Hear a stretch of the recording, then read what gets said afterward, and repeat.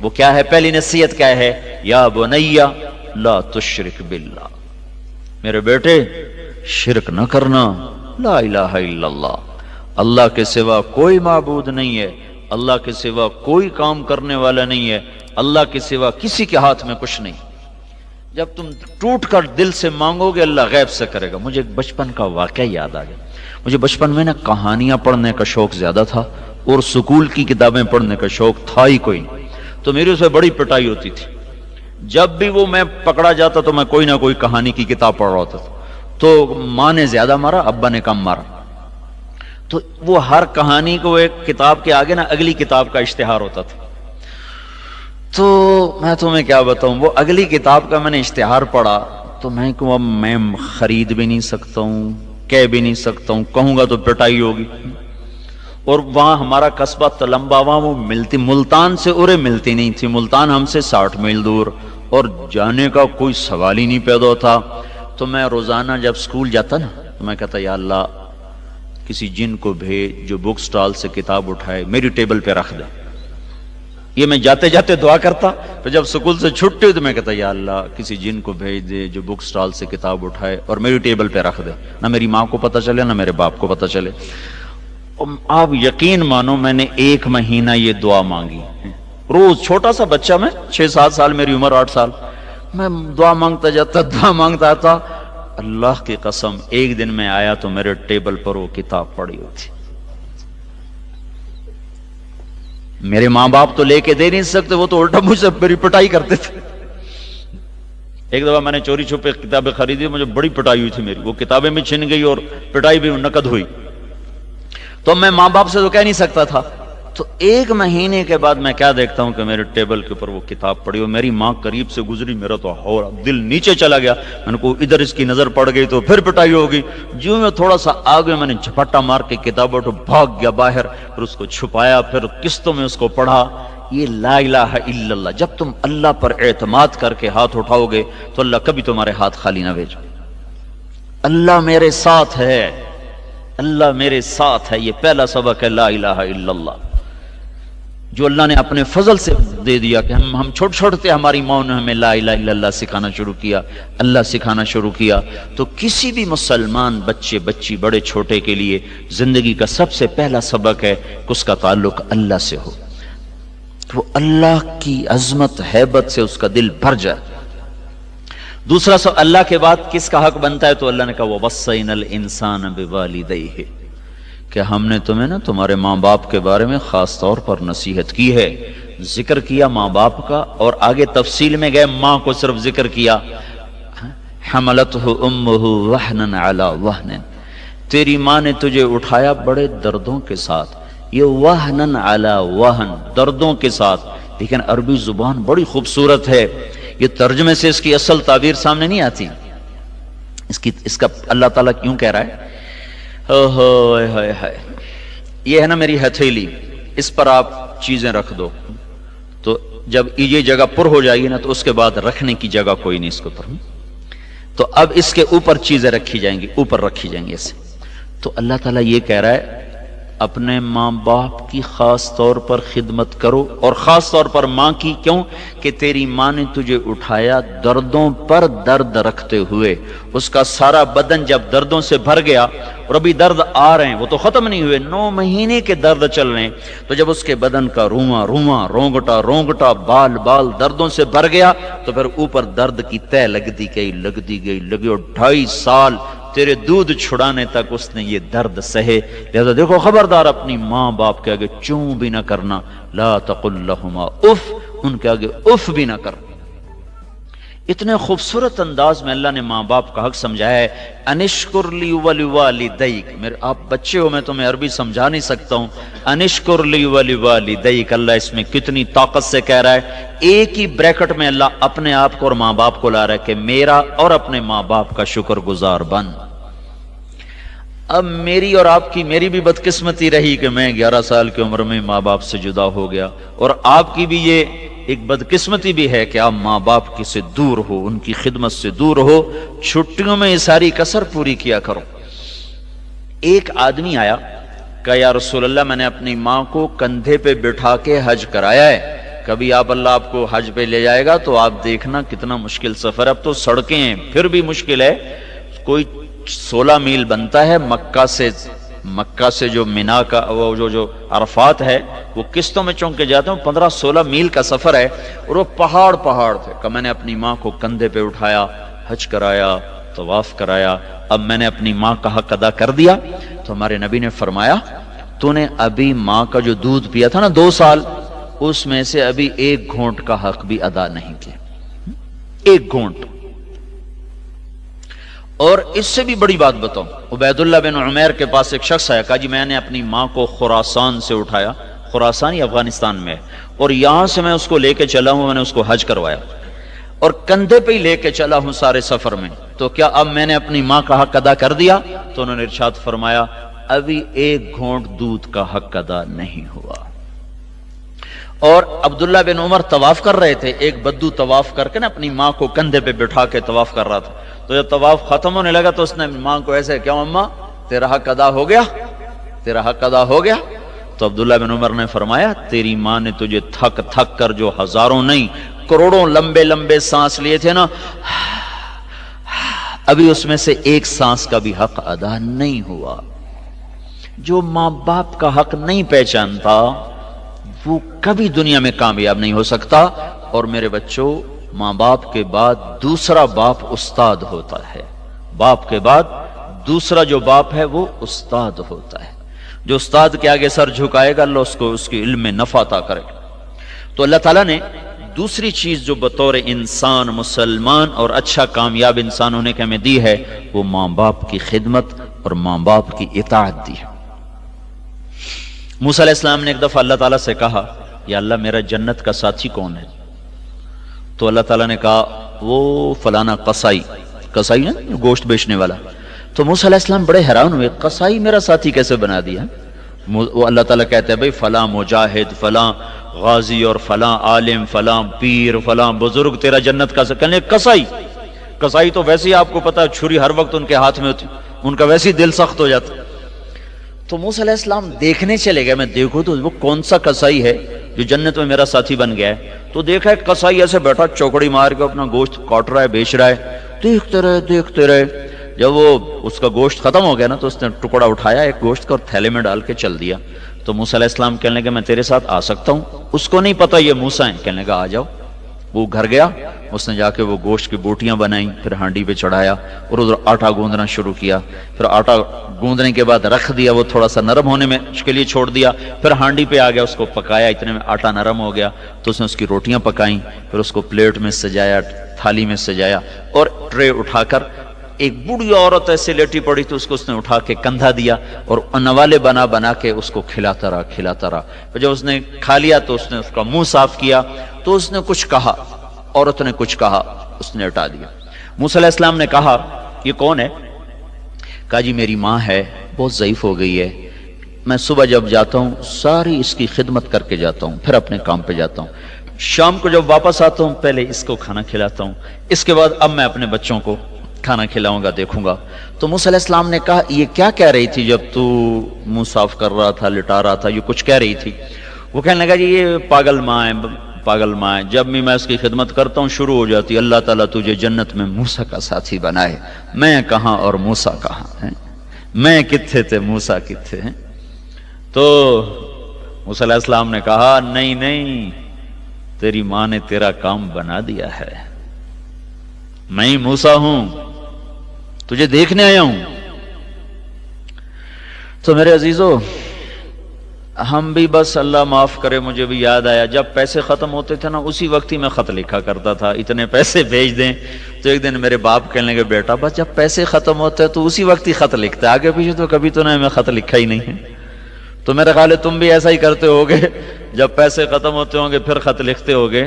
تو اگر تم ان کی خدمت اب تو کرنی, ان کو ہر ہفتے خط لکھو, ہر ہفتے نہیں لکھتے ہو ہر 2 ہفتے کے بعد خط لکھو, ان کا حال پوچھو, اپنا حال دو, اپنے ماں باپ کے لیے دعا کرو. مجھے ایک نوجوان ملا, بڑا ذمہ دار کا بیٹا, کہنے لگا مولانا میری آج تک کوئی دعا رد نہیں ہوئی, میں جو دعا مانگتا ہوں قبول ہو جاتی. میں نے کہا تمہارے پاس کیا نسخہ ہے ہمیں بھی بتا دو. کہا جی میں ایک تو روزانہ اپنے ماں باپ کو رات کو جب وہ سوتے ہیں نا تو اپنے باپ کو بھی دباتا ہوں، اپنی ماں کو بھی دباتا ہوں، اور جب مجھے کوئی دعا مانگنی ہوتی ہے تو ان کو دبا کر پھر ان کے قدموں میں بیٹھ جاتا ہوں، پہلے اپنے باپ کے پاؤں اپنے منہ پہ ملتا ہوں اور اس کو چومتا ہوں، پھر ماں کے پاؤں اپنے منہ پہ ایسے ملتا ہوں، پھر چومتا ہوں، پھر ان کے قدموں کے نیچے بیٹھ کے دعا کرتا ہوں، میری آج تک کوئی دعا رد نہیں ہوئی۔ تو میرے عزیزو، ماں باپ کے فرما بردار بننا، ان کو دکھ نہ دینا، ہمیں پتہ نہیں تھا، جب پتہ چلا تو وہ مر گئے، چلے گئے، اب میں ان کو واپس نہیں لا سکتا ہوں۔ تمہارے اللہ کرے زندہ ہوں تو تم ان کی خدمت کر لینا، تمہیں اتنے تمہارے نصیب جاگیں گے کہ یہ ڈگریاں وگریوں سے کچھ بھی نہیں ملنے کا۔ اگر تم نے ماں باپ کی دعا لے لی تو اس پر جو ملنے والا ہے وہ تمہاری اگلی نسلیں بھی اس سے فائدہ اٹھائیں۔ کبھی بد دعا نہ لینا، کبھی ان کی ہائے نہ لینا، ایسی کسی استاد کی بد دعا نہ لینا، کسی استاد کا دل نہ دکھانا، ورنہ تم جو پڑھ رہے ہو نا سارا بے برکت ہو جائے گا۔ استاد بھی باپ کا درجہ رکھتا ہے، چاہے وہ اچھا یا برا، یہ اس کا اپنا عمل ہے۔ تمہارا استاد ہے، بس سر جھکا دو تو اللہ تمہیں جو اس سے پڑھ رہے ہو نا اس کی حقائق تک اللہ تعالیٰ تمہیں پہنچائے گا۔ حضرت علی فرمایا کرتے تھے جو مجھے ایک حرف سکھا دے میں اس کا غلام ہوں، چاہے مجھے بازار میں بیچ دے۔ تیسری ہماری جو بنیاد ہے وہ ہے یا بنی انہا ان تق مثقال حبۃ من خردل فتکن فی صخرۃ او فی السماوات او فی الارض یأت بها اللہ ان اللہ لطیف خبیر۔ یہ احساس بیدار کرنا کہ بیٹا اللہ تجھے دیکھ رہا ہے، یہ ایک تیسری چیز ہے جو ایک مسلمان بچے کے لحاظ سے ہمیں اس کا سیکھنا فرض ہے کہ میرا اللہ مجھے دیکھ رہا ہے۔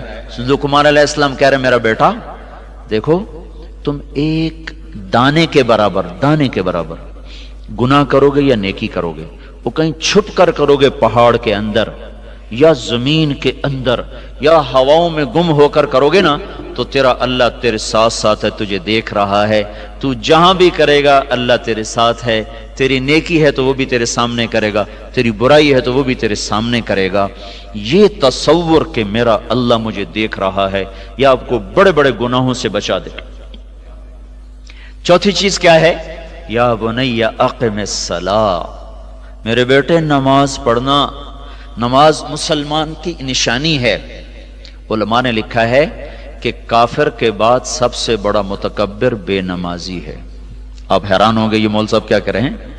کافر تو سب سے بڑا متکبر ہے جو اللہ کو مانتا ہی نہیں، کافر کے بعد سب سے بڑا متکبر بے نمازی ہے۔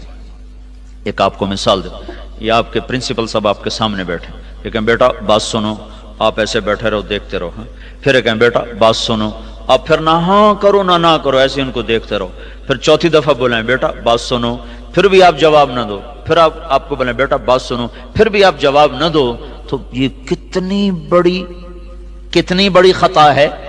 اور استاد کا کیا تاثر بنے گا، کتنا بڑا متکبر بچہ ہے کہ میں استاد ہو کے بلا رہا ہوں میری بات ہی نہیں سن رہا۔ یہ بات سمجھ میں آ رہی ہے؟ ذرا اس کو اسیس کرو کہ استاد آپ کو کہہ رہا ہو بیٹا ادھر آئیے اور آپ کہیں گے ہاں اور نہ بس ایسے بیٹھے رہو۔ تو جب اللہ کہتا ہے حی علی الصلاۃ، بچوں آ جاؤ نماز کے لیے، اور تم کو جو مجھے فرصت نہیں ہے، میرا پیپر ہو رہا ہے، میرا کام زیادہ ہے، تو اللہ کی آواز پر نہ اٹھنے والا یہ دنیا کا سب سے بڑا متکبر ہے کافر کے بعد۔ اور ایک اور بات اللہ کے نبی نے فرمائی الجفا کل الجفا، ظالم ہے بہت بڑا ظالم۔ کون یا رسول اللہ؟ کا جو اذان سنے اور نماز کو نہ جائے۔ تو ہماری میرے بچوں پہچان ہے نماز۔ پانچویں چیز ہے وَأْمُرْ بِالْمَعْرُوفِ وَانْهَ عَنِ الْمُنْكَرِ، کہ بھلائی کی دعوت دو اور برائی سے روکو۔ یہ مسلمان بطور مسلمان یہ ہماری پہچان ہے کہ ہم اچھی باتوں کی دعوت دیتے ہیں، بری باتوں سے روکتے ہیں، چونکہ اب نبی کوئی نہیں آنا نا، اب ہماری ذمہ ہے۔ ہم اپنے گھر میں بیٹھتے ہیں، میرا بچہ اس اسکول پڑھتا تھا बड़े से छोटा। तो वो घर में बात होती वो सुनता, तो उसका जो था ना साथ सीट पे बैठने वाला, उसके घर में डिश थी, उसको डिश आया था, और ये उस वक्त ये केबल वगैरह तो था नहीं, डिश।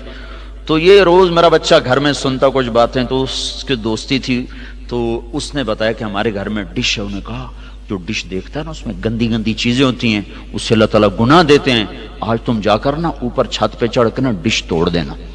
वो दोनों की उम्र थी 5 साल के, वो तो 7 साल। तो अगले दिन वो कहने लगा, वो बेटा मेरा कहा कि आज मेरे दोस्त की ना बड़ी पिटाई हुई। मैंने कहा किसने की? कहा उसके अब्बू ने की। कहा क्यों की? कहा मैंने उसको कहा था अवैस तुमने जाती जाकर ना डिश तोड़ देनी। तो चुप करके ऊपर गया और ईंट उठा के सारी डिश तोड़ दी। और टीवी ऑन किया तो वो चला नहीं, पता चला कि इसने तोड़ दो। बाप ने खूब उसकी पिटाई की, खूब पिटाई की। तो घर में सुनी हुई बात को बच्चा आगे नकल कर रहा है अपनी सतह के मुताबिक। तो मेरे बच्चों, एक हमारा ये काम है कि हम मस्जिद की दावत दें, गाने की दावत ना दें, सच की दावत दें, झूठ की दावत ना दें, मोहब्बत की दावत दें, नफरत की दावत ना दें। ये इस उम्मत का सबक है, जिंदगी का सबक है। वअम्र बिल मारूफ वनहा अनिल मुनकर। छठी चीज है वस्बिर अला मा असाबक।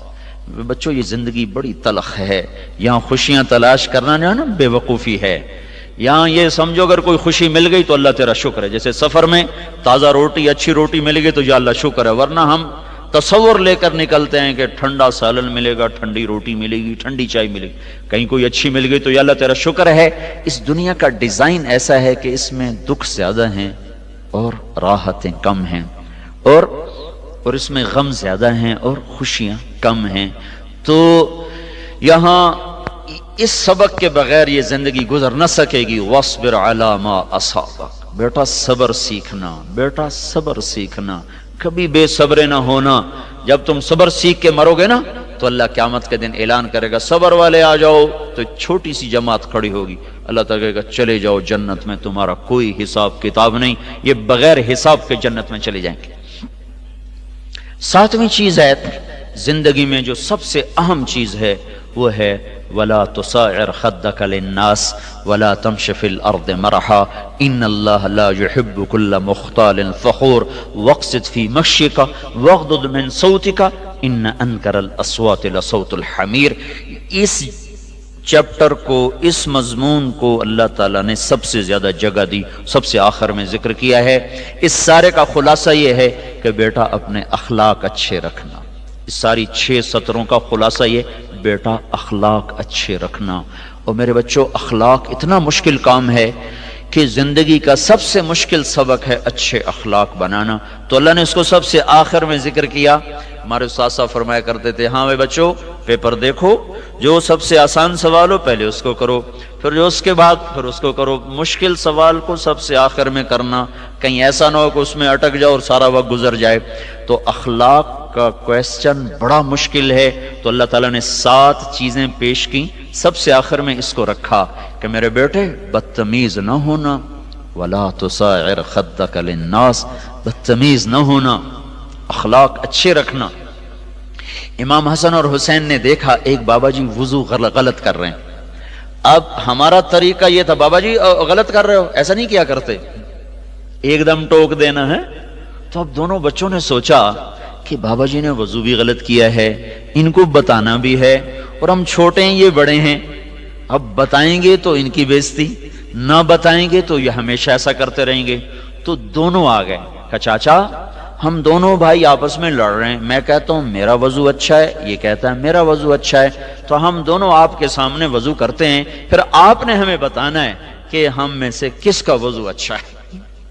ये अखलाक है मेरे बच्चों, ये अखलाक है। तो अब दोनों बच्चों ने वजू किया तो बाबा जी कहने लगे बेटो तुम दोनों का ठीक है, मेरा गलत है। तुम दोनों का ठीक है और मैं तुम पे कुर्बान जाऊं, तुमने जिस तरह मुझे सबक दिया है मैं तुम पे कुर्बान जाऊं, आले रसूल ऐसे ही होते। तो अपने अखलाक अच्छे रखना, कभी किसी बड़े से बदतमीज ना होना, कभी किसी नौकर से बदतमीज ना होना। आप सारे खाते पीते घरों के बच्चे हो, कभी किसी नौकर से बदतमीज ना होना। अल्लाह के नबी ने आखिरी वसीयत की थी, आखिरी वसीयत اور آخری وصیت ہمیشہ بڑی قیمتی ہوتی ہے، الصلاۃ وما ملکت ایمانکم، اس کے بعد آپ نہیں بولے تھے اور اللہ کے پاس چلے گئے تھے، میری امت ایک نماز نہ چھوڑنا، ایک نوکروں سے بدتمیزی نہ کرنا۔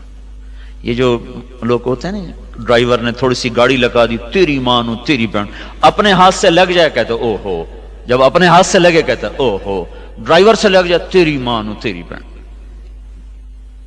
اپنے ہاتھ سے جتنی مرضی اٹھاؤ ہو جائے او ہو یار گڈی لگ گئی، اور ڈرائیور سے لگ جائے تو نہ اس کی ماں چھوڑیں گے نہ بہن چھوڑیں گے۔ تو اس کو میرے نبی نے کہا تھا، میری امت نوکروں سے غریبوں سے بدتمیز نہ ہونا، اچھا سلوک کرنا۔ یہ چیپٹر بڑا مشکل ہے جی، میں نے نمازی بڑے دیکھے، روزے دار بڑے دیکھے، پر گالی نہ نکالنے والا دیکھا ہی کوئی نہیں۔ بڑے حاجی دیکھے، بڑے عمرے والے دیکھے، پر میں نے آج تک نہیں دیکھا جو گالیاں نہ دیتا۔ تو یہ اخلاق، یہ زبان کے ساتھ بڑا تعلق ہے اخلاق کا۔ تو میرے بچوں، اس زبان کو احتیاط سے استعمال کرنا۔ لقمان علیہ السلام کا فرمان ہے کہ میں کبھی چپ رہنے پہ نہیں پچھتایا، جب بھی پچھتایا اپنے بول پر ہی پچھتایا۔ تو اس لیے نا اپنے غصے کو پینا، ابھی سے اس کی پریکٹس کرو۔ بس یہ طبیعت ہوتی ہے، جلدی سے غصہ آ جاتا ہے۔